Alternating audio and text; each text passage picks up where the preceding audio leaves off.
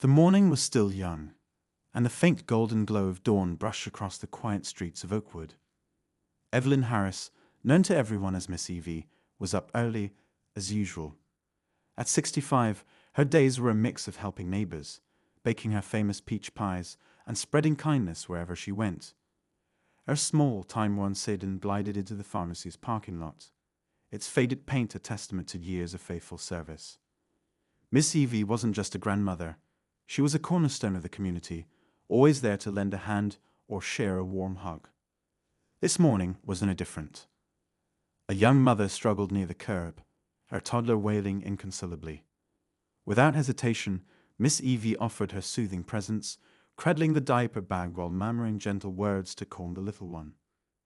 Within moments, the crying ceased, replaced by the shy giggle of the toddler enchanted by Miss Evie's kindness.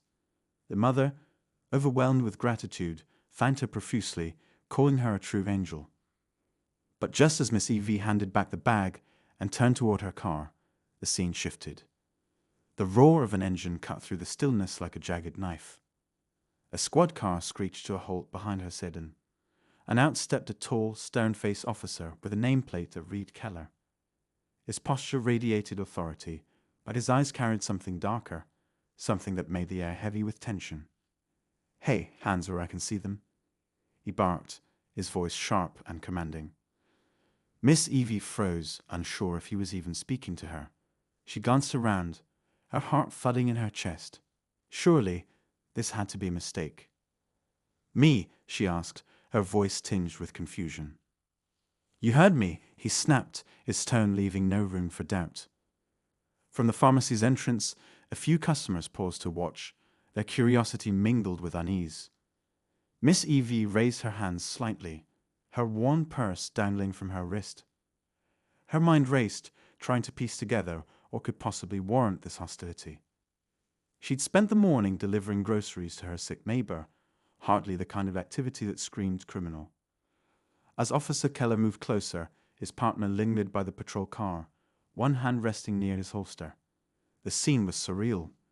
The young mother Miss Evie had just helped slipped away, clutching her toddler tightly, her wide eyes darting between Miss Evie and the officers.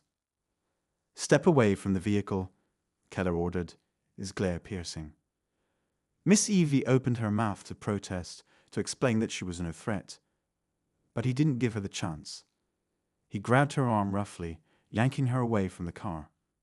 Pain shot through her shoulder, but she held back a wince, determined not to show weakness. "Sir, there must be some mistake," she began, her voice steady despite the storm brewing in her chest. "Quiet," Keller barked, his grip tightening. The humiliation stung more than the physical pain. Here she was, a grandmother, dragged in broad daylight as if she were some kind of criminal. Her heart pounded, not just with fear, but with a rising sense of anger. This wasn't just an overreaction. It was something deeper, something uglier. "Is this about my car?" she asked, her tone edged with exasperation. "I've had that car for years. It's registered, insured."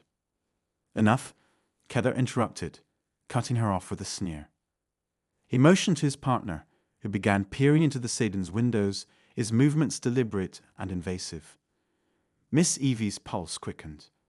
Was this really happening? A small crowd had started to gather near the pharmacy's window, their faces pressed against the glass. Some whispered among themselves, while others simply watched, unsure of what to do. Miss Evie caught sight of an older woman mouthing something to her husband, her expression a mix of shock and dismay. Keller's partner opened the car door and began rifling through the glove compartment. Miss Evie's jaw tightened. "You can't just go through my car like that," she said, her voice firmer now. "We can and we will," Keller retorted, his tone laced with disdain. Miss Evie's eyes burned with unshed tears, but she refused to let them fall. She'd been through too much in life to let this man reduce her to a victim. Still, the weight of the situation pressed on her chest. No one was stepping forward to help, and the silence from the onlookers felt like a betrayal. Just as Keller reached for her purse, rummaging through it without so much as a word, a voice broke through the oppressive tension. "Officer, that's enough." It wasn't loud, but it carried authority, a tone that made everyone stop. Keller hesitated, his grip on Miss Evie loosening slightly. She turned her head, her breath catching as she spotted the source of the voice. And just like that, the tables began to turn. Stay tuned to find out how Miss Evie's unshakable dignity and a shocking revelation left Officer Keller reeling in a way he never expected. You won't believe what happens next. Miss Evie turned slowly, her breath shaky but controlled, trying to see who had stepped in. The voice had come from behind the small crowd, where the faint shuffle of footsteps echoed against the pavement. Out stepped a man in a white pharmacist's coat, his face pale and tight with concern. It was Mr. Patel, the owner of the pharmacy, a man Miss Evie had known for years. His expression was tense as he glanced between Officer Keller and Miss Evie, his hands fidgeting nervously at his sides. "Officer," he said again, his voice firmer this time. "You need to let her go. Right now." Keller stiffened, his jaw tightening as he shifted his gaze from Miss Evie to Mr. Patel. The crowd, sensing a shift in the atmosphere, edged closer, their murmurs growing louder. Keller's partner froze mid-search, glancing back at the commotion with unease. For a split second, the tension hung heavy in the air, and Miss Evie could feel the shift. It was subtle but undeniable. "What's going on here?" Came another voice, this time deeper and more authoritative. A man in a sharp business suit had appeared, stepping out of a sleek black car that had pulled into the lot moments earlier. His arrival seemed almost too perfectly timed, as though fate had decided to intervene at the last possible second. The man's gaze immediately fell on Miss Evie, and his expression softened with concern. "Miss Harris, are you all right?" he asked, his tone steady and calm. Miss Evie nodded, though her trembling hands betrayed her inner turmoil. "I'm fine," she said quietly, though her voice wavered ever so slightly. Keller's brow furrowed as he looked at the man, his previous confidence faltering. "Who are you?" he demanded, his tone defensive. The man straightened, his presence commanding. "That's none of your concern," he replied sharply. Then, turning back to Miss Evie, he said, "If you'd like, I can call someone from City Hall right now. This is unacceptable." Keller's face turned a shade paler, but he tried to maintain his composure. "City Hall," he muttered under his breath, his eyes narrowing. Miss Evie took a steadying breath, her gaze unwavering now as she looked directly at Keller. "You've made a mistake, officer," she said, her voice calm but firm. "A big one." For a moment, there was silence, broken only by the distant hum of traffic on Oakwood Avenue. The crowd that had gathered seemed frozen, their eyes darting between Keller, Miss Evie, and the suited man. It was as if everyone was holding their breath, waiting for the next move. Mr. Patel, emboldened by the newcomer's presence, stepped forward again. "Miss Evie has been part of this community longer than most of us," he said firmly, his voice trembling with emotion. "She's helped more people than I can count. And we're treating her like some kind of criminal." Keller glared at Mr. Patel but said nothing, his grip on Miss Evie's arm loosening further. His partner shifted uncomfortably, clearly sensing that the situation was spiraling out of control. "I'd suggest you let her go before this gets any worse," the man in the suit said, his tone leaving no room for argument.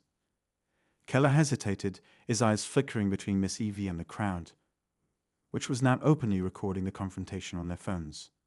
The realization of how this might play out seemed to dawn on him all at once, and his confidence wavered. Miss Evie took a step back, gently massaging her sore wrist. Her gaze remained fixed on Keller, her expression a mix of indignation and quiet strength. She didn't say another word, letting the weight of the moment hang heavy in the air. But as the seconds stretched on, something shifted in Keller's demeanor. It wasn't just embarrassment or regret, it was fear. He had underestimated her, that much was clear. But what he hadn't counted on was the collective voice of the community rising up against him.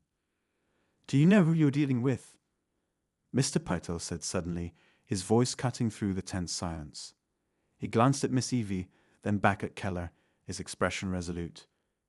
"You just manhandled the new city judge." The words landed like a thunderclap, sending a ripple of shock through the crowd. Gasps echoed from the bystanders, and even Keller's partner took a step back, his face blanching. Keller, for his part, looked like he'd been struck. His mouth opened and closed, but no words came out. Miss Evie stood tall, her shoulders squared and her gaze unwavering. "That's right," she said softly, but her voice carried the weight of every injustice she'd ever endured. "Evelyn Harris, appointed last month, and you just made one of the biggest mistakes of your career." The crowd erupted into whispers, their voices a mix of outrage and astonishment. Phones were now pointed directly at Keller, capturing every second of his reaction. He looked around, his face a mixture of shock and panic, as if searching for a way out of the situation.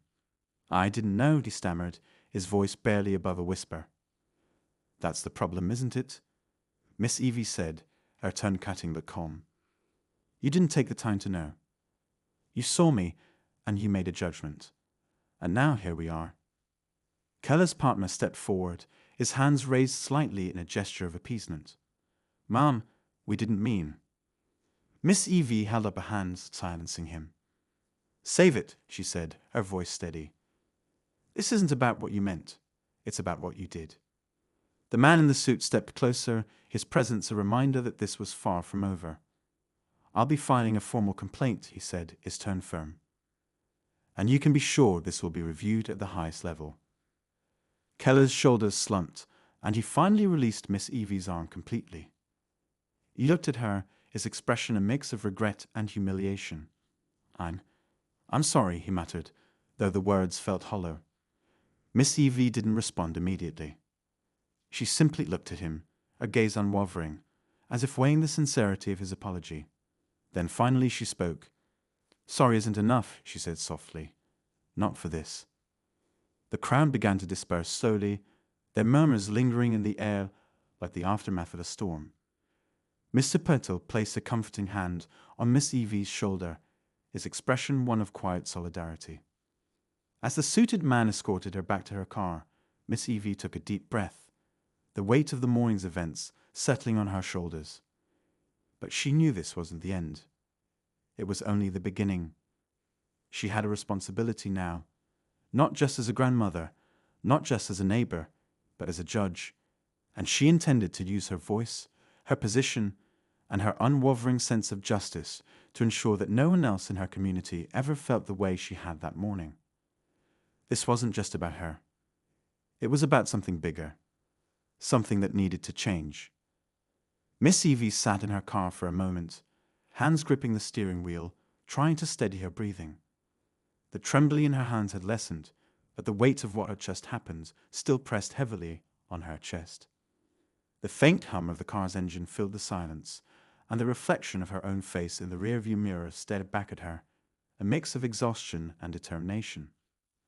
The man in the suit, who had introduced himself as Mr. Daniels, stood nearby, his phone pressed to his ear. From the snippets of his conversation, it was clear he was already taking steps to report the incident. His presence was reassuring, but Miss Evie's mind was elsewhere. She thought about the way Officer Keller had looked at her, as if she were less than human, as if her entire life boiled down to nothing more than what he assumed in a single glance. It wasn't just about her. It was about what that kind of prejudice did to a community. It divided, it harmed, and it left scars that didn't always heal. She glanced out the window and saw Mr. Purtell still standing by the pharmacy door, his eyes filled with concern. A few others lingered nearby, their expressions a mix of shame and resolve. One of them, a young mother with a toddler on her hip, approached the car hesitantly. Miss Evie rolled down the window slightly, offering the woman a small, tired smile. "I'm so sorry," the woman said softly, her voice shaking. "I should have said something sooner. I didn't know what to do." Miss Evie nodded, her gaze kind.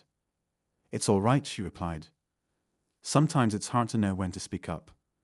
But what matters is that you're here now." The woman's eyes glistened with unshed tears, and she hugged her child a little tighter. "You didn't deserve that," she said. "None of it." Miss Evie reached out and gently touched the woman's hand. "Thank you," she said, her voice steady. "But what's important now is making sure it doesn't happen again. To anyone." As the woman nodded and stepped back, Miss Evie felt a spark of hope.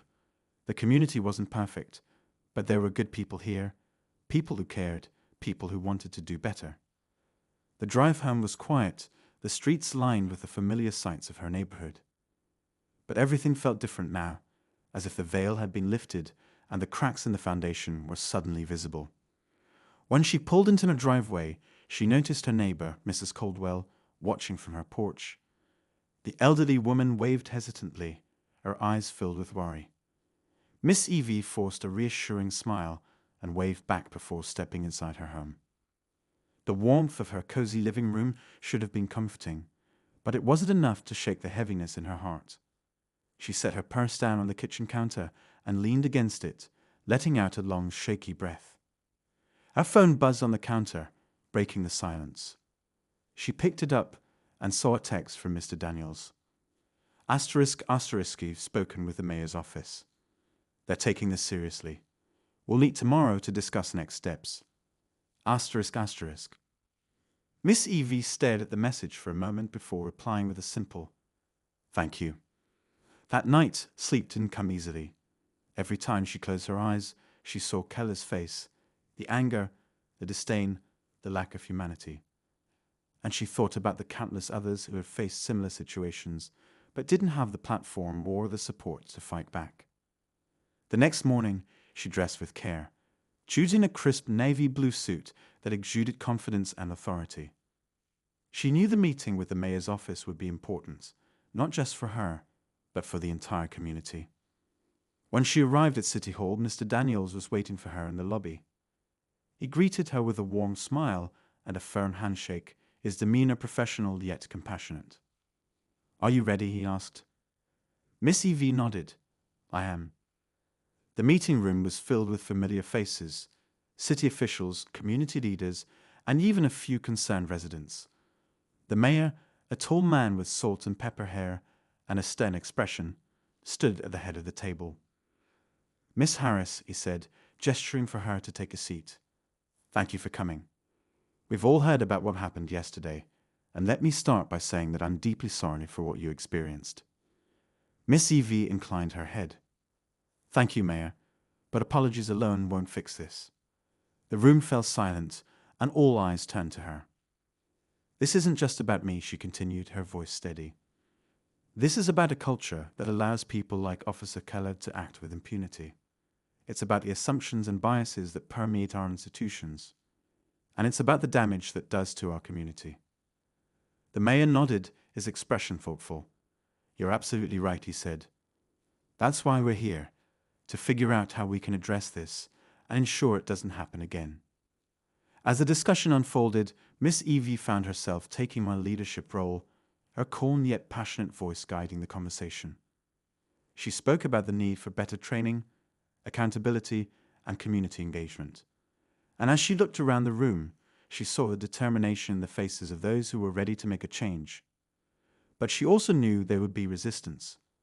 Change was never easy, and there were always those who preferred the status quo. Later that day, as she walked back to her car, she spotted a familiar figure waiting for her. It was Officer Keller, his uniform slightly rumpled, his expression uncertain. "Miss Harris," he began, his voice hesitant. "Can I talk to you?" Miss Evie regarded him for a moment, her gaze steady. "That depends," she said.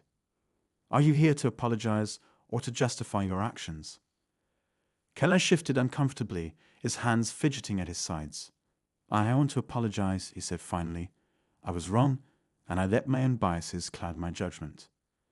Miss Evie crossed her arms, her expression unreadable. "And what are you going to do about it?" she asked. He blinked, caught off guard by the question. "I am willing to learn," he said.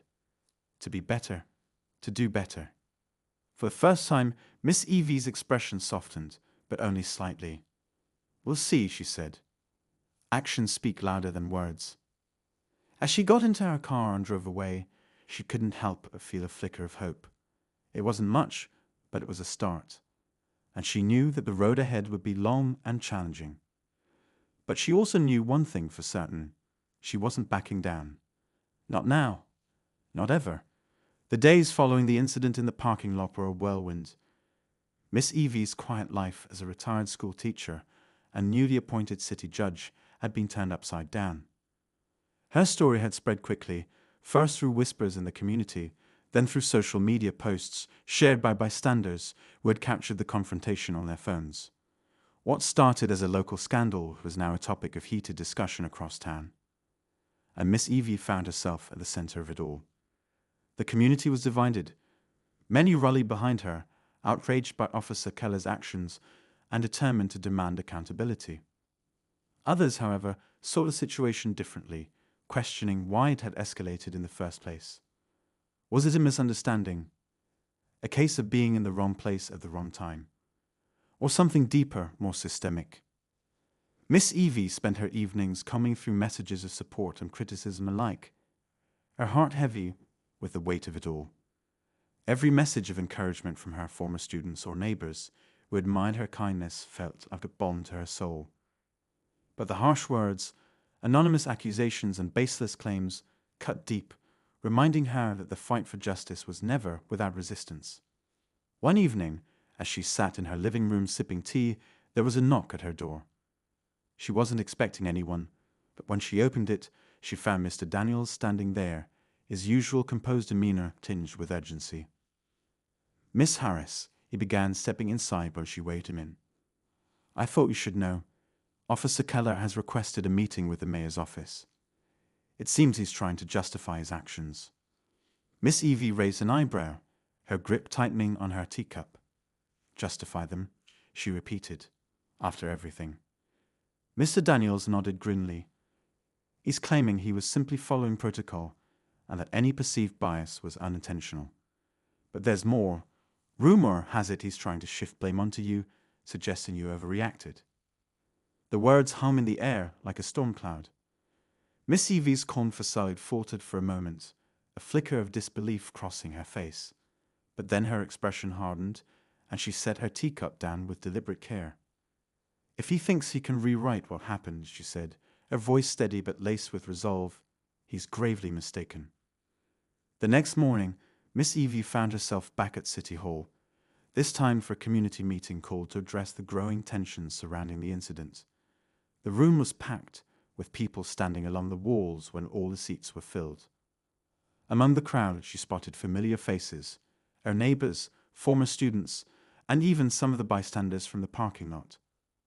At the front of the room sat the mayor, flanked by city officials and law enforcement representatives. Officer Keller was there too, his expression stoic as he avoided Miss Evie's gaze. The mayor began by addressing the room, acknowledging the gravity of the situation and the importance of fostering dialogue. But as the discussion unfolded, it became clear that tensions were running high. Voices were raised, accusations flew, and the divide between those seeking accountability and those defending the status quo grew wider. When it was Miss Evie's turn to speak, the room fell silent. She rose from her seat, her presence commanding yet approachable. She took a deep breath before addressing the crowd, her voice steady and clear. "This isn't just about what happened to me," she began, her gaze sweeping across the room. "It's about what it represents.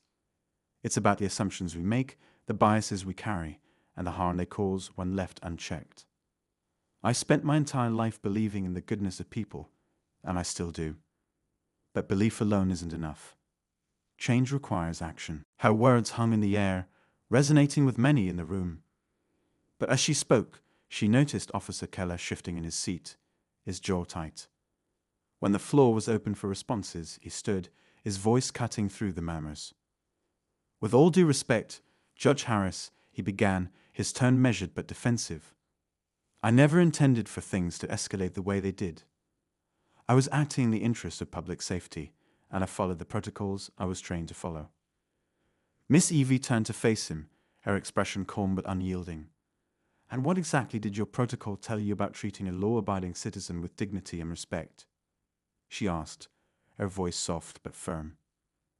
Keller hesitated, his confidence faltering under her steady gaze. The room was silent, all eyes on the two of them. For a moment, It seemed as though he might offer a genuine apology.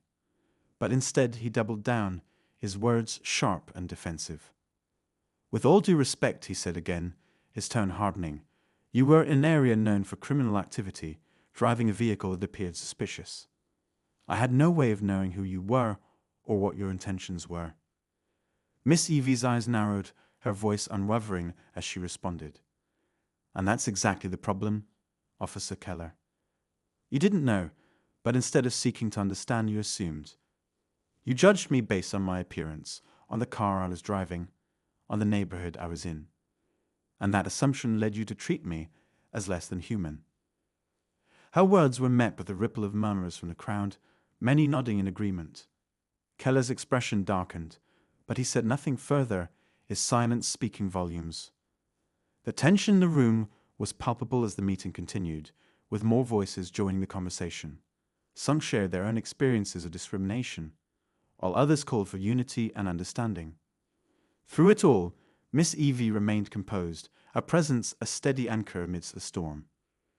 As the meeting drew to a close, the mayor announced plans for an independent review of the incident and promised to implement measures to address systemic issues within the police department. It was a small step, but it was a step nonetheless.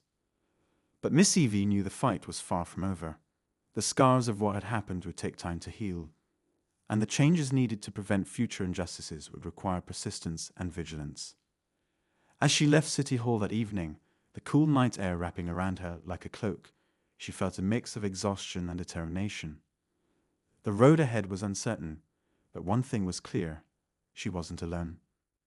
And she wasn't finished, not by a long shot. As Miss Evie walked away from City Hall, her heels clicking softly against the pavement, she couldn't shake the lingering tension from the meeting. The town's reaction had been a patchwork of support, skepticism, and outright denial. And while the mayor's announcement of an independent review was a step in the right direction, it felt like little more than a bandage over a wound that needed stitches. She clutched her coat tighter against the cool night air, her mind already planning the next steps she'd need to take. Just as she reached her car, an unfamiliar voice called out behind her, "Judge Harris." Evie turned slowly, her eyes narrowing as she took in the figure approaching her. A man in his mid-40s, dressed in a crisp navy suit, strode toward her with a confidence that hinted he was no ordinary passerby. His face was unfamiliar, but something about his demeanor set her on edge. "Yes?" she asked, keeping her tone neutral. The man extended a hand, which she hesitated to take. "I'm Derek Langston," he said, his smile sharp but lacking warmth. "Civil rights attorney. I've been following your case with great interest." Evie's brow furrowed. "I wasn't aware this was a case yet, Mr. Langston," she replied, her voice steady. "What exactly are you following?" Langston's expression didn't falter. "Oh, it's more than just the incident," he said smoothly. "It's the bigger picture, what this moment represents. A judge targeted and humiliated by law enforcement. That's a story that goes far beyond this small town. You could make a real impact here." Evie crossed her arms, her skepticism growing. "And I'm guessing you have a plan for how I should do that."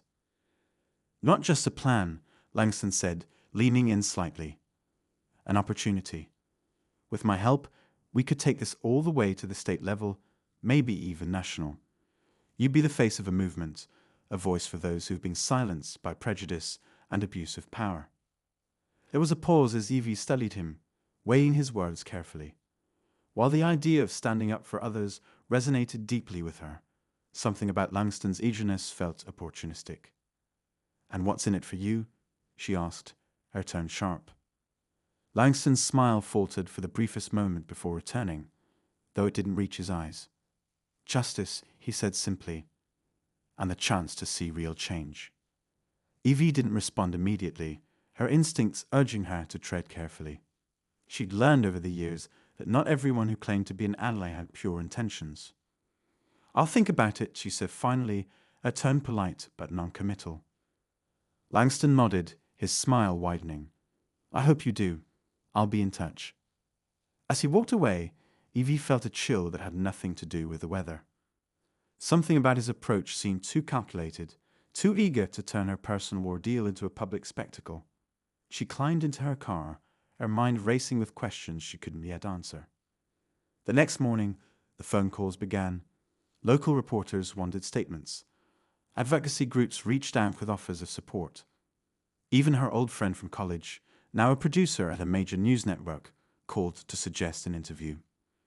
It seemed the world had suddenly taken notice of what had happened in the parking lot.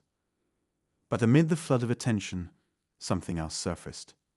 An anonymous email landed in her inbox, the subject line reading, *, you don't know the whole story. *. Evie hesitated before opening it, her pulse quickening. Inside was a single sentence. * Keller wasn't acting alone. Dig deeper. * attached was a blurry photograph of what appeared to be Officer Keller shaking hands with a man in a dark suit outside a nondescript building. Her stomach tightened. Who had sent this? And what did it mean? Evie forwarded the email to Mr. Daniels, adding a brief note. *, what do you make of this? *, within minutes, her phone buzzed. Where did you get this? Daniels asked, his voice tinged with urgency. It was sent anonymously, Evie replied. Why? Does it mean something to you? Daniels sighed heavily. That man in the photo, he's a known lobbyist. Works for a group that's been quietly pushing for increased surveillance and stricter policing in certain neighborhoods. I've heard whispers about them influencing local departments, but nothing concrete. Until now. Evie's grip on the phone tightened. So you're saying Keller might be more than just a rogue cop? It's possible, Daniels said. This could go much deeper than we thought. The revelation hit Evie like a freight train. What had started as a personal ordeal now seemed to be part of a larger, more insidious problem. And the stakes were higher than ever. She sat back, her mind racing. If this was true, confronting Keller wouldn't be enough. She'd need to expose the entire operation, to shine a light on the forces pulling the strings behind the scenes. But how? As she mulled over her next move, her phone buzzed again. This time, it was a text from an unknown number. * careful, Judge. You're not as untouchable as you think. *. Evie's heart skipped a beat.